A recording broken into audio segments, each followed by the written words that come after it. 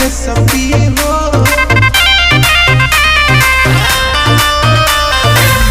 लोहा जी के कोरम में आजा सिखाती है रेसिपी।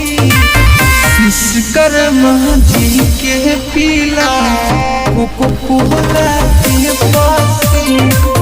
विश्वकर्मा जी के पीला कोला के पासी।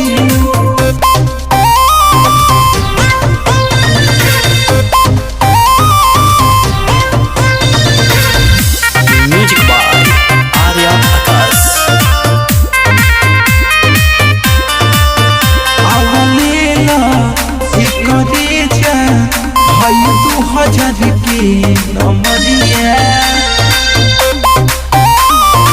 चढ़ल जवानी लुटा दहो हमर ऊपर प्यार बरसा दहो।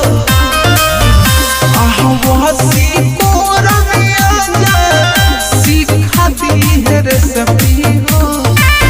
विश्वकर्मा जी के पीला कोला के पासी। विश्वकर्मा जी के पीला कोला के पासी।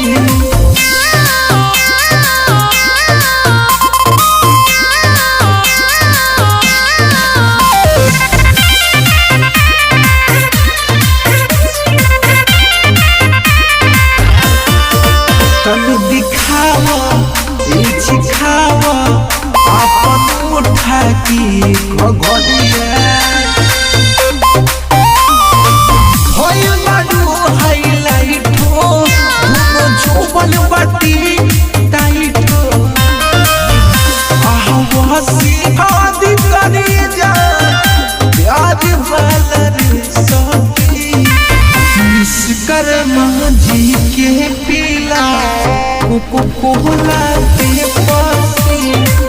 विश्वकर्मा जी के